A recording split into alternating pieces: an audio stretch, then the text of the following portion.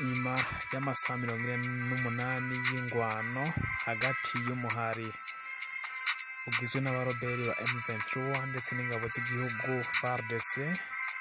Ingabo za FARDC zafashe agace ka Mushaki kegereye grupema ya Mufuni Matanda na Mufuni Kaluba ni muri sheferi ya Bahunde muri teritwari ya Masisi muri Kivu ya ruguru. Uyu munsi tugiye kurabira hamwe ifatwa rya kano gace ndetse turabire hamwe kandi n'ibivugwa na General Chiko Chitambwe aho yemeza yuko ubuce bwose umuhari wa M23 uriko urifatira yuko bategerezwa kubwigarurisha. Reka nabasaba mugire subscribe mwe mutarabikora kugira ngo tuze turayaga duhuza. Umuhari wa M23 no muhari kunze kwagirizwa yuko ufashwa n'igihugu cy'u Rwanda. Kuva rero mu gatondo kuri wa 24 z'ukwezi kwa kabiri mwaka 2023 mu masaha y'igitondo abaroberi batanguye kurasa ku birindiro biri imushaki ni muri village ya Mushunono. Aba baroberi kandi nk'uko radio Okapi dutangaza inkuru twikesha batanguye kwigarurira ibarabara rya Sake Masisi. Sake iri ku birometero bishika 30 gusa uvuye Igoma. Iyi radio rero yemeza yuko aba bagwanyi batanguye gufata barondera kwigarurira na za village za Malehe na Kaluba. Umuvugizi wa gisirikare mu aka gace Lieutenant Colonel Guillaume Njike yavuze ko M23 iguma irenga ku masezerano yo guhagarika intambara yasinwe n'abakuru b'ibihugu bagize umuryango wa Afrika y'ubuseruko, haba yasiniwe i Rwanda, yasiniwe i Nairobi ndetse n'ivyemejwe i Bujumbura yuko imihari yose igwana itegerezwa guhagarika intambara. Ariko kandi nayaheruka gusinyirwa i Addis Abeba.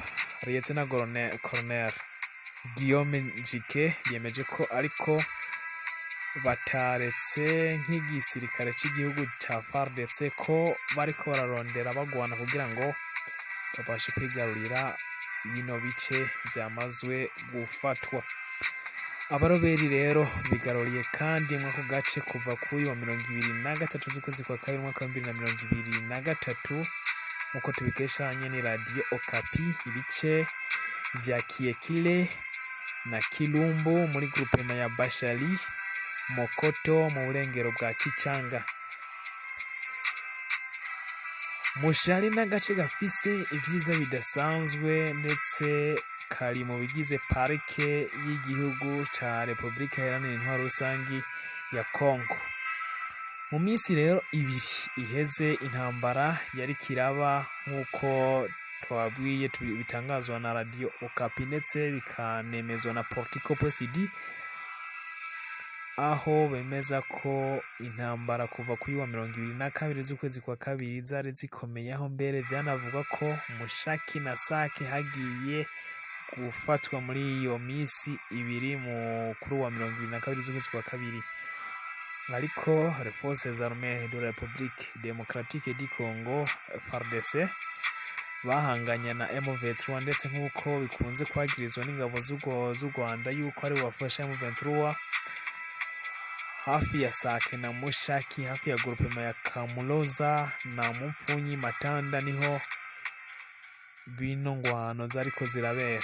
Mushaki rero isanzwe iri nko ku birometero gusa 15 kugira ngo ushike Isake, aho ndetse n'abanyagihugu muri Sake batanguye guhunga nk'uko radio RFI itangaza. Iki gihe nyene hafi ya Sake Mulambi ku birometero 3 naho hariko haraba ingwano. Nubwo biruko rero Sama Lukonde kuri wa 24 z'ukwezi kwa kabiri mwaka 2023 yateye ivyatsi uburyarya bw'u Rwanda n'ukungene buguma bwinyegeza mu mugwi wa M23 mu gutera Kongo. Ibi akaba yabivugiye mu nama igira 22 ubwo yari karuguru inama igira 22 y'ibihugu bisanzwe bihurikiye mu bihugu byo hagati ya Afrika kuri uno mugabane bigize CEEAC communauté iraba ivy'ubutunzi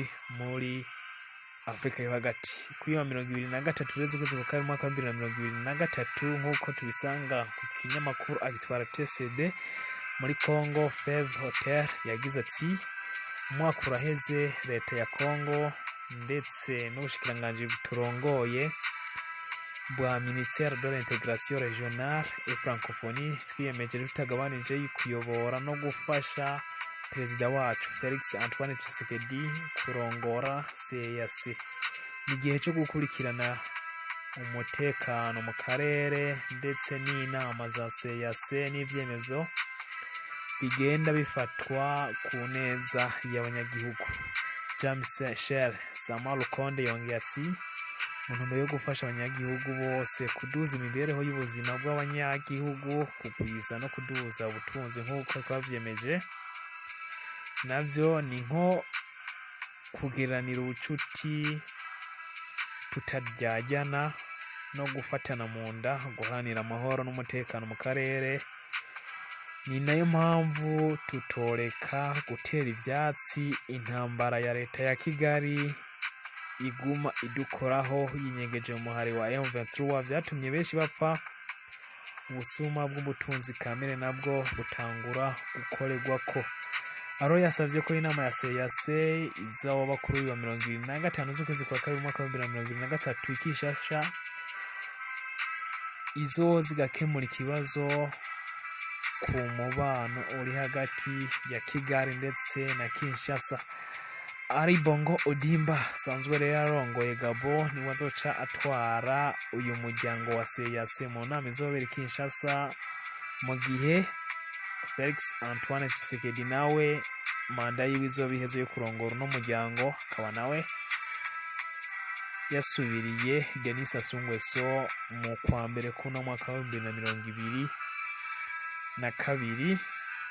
Denis Sassou Nguesso akaba arongoye igihugu ca Congo Brazzaville. Hagati aho kuri wa 20 z'ukwa kabiri mwaka wa 2023 General Chiko Chitambwe nyuma yo kuva mu bihugu bigize umuryango wa SADC yamenyesheje yuko umuhari wa M23 ndetse n'ibice wafashe bitegerezwa kwisubizwa vyanka bikunda. Ati intambara u Rwanda rwateye tuzoyitsinda, akaba ari amajambo yashikirije imbere y'abanditsi n'abamenyesha makuru. General de Brigade Jerome Chiko Chitambwe asanzwe ari cegera ca Etat Major, akaba narongoye ibikorwa vya gisirikare vya FARDC mu bijanye n'iperereza canke se igendereza. Yagize ati intambara u Rwanda rwateye tuzoyitsinda ndetse n'uduce mu 23 yigaruriye tuzogarurwa atabiganiro birinze gusabwa.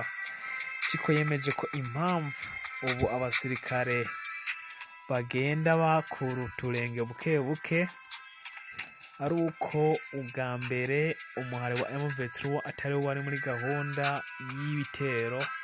Aho yagize ati urugamba rwabaye mu gihe ibikorwa vyacu vyari vyibanze cyane cyane mu guhasha ibikorwa vy'umuhari wa ADF Alliance Democratique Patriots, umuhari usanzwe ari uwo mu wa Uganda ari kurwanira muri RDC.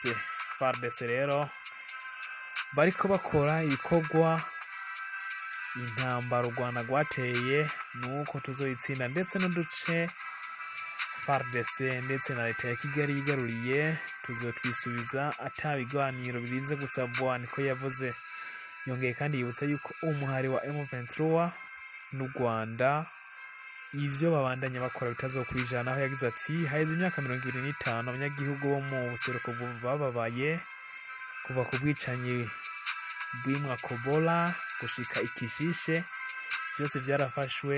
Ubwicanyi bwo mu buseruko butegerezwa kugira izina vuba canke ubu ababikoze bazobibazwa. Niyo majambo General Chiko Jerome Chitambwe yashikirije, aho bavuga yuko naho umuhari ubandanya wigarurira uduce bategerezwa kutwisubiza. Nizere ko mwashoboye gutahura vyinshi, reka tubashimire. ni subscribe ku batarabikora, share, like na comment. Ego tubashimire ko tubanye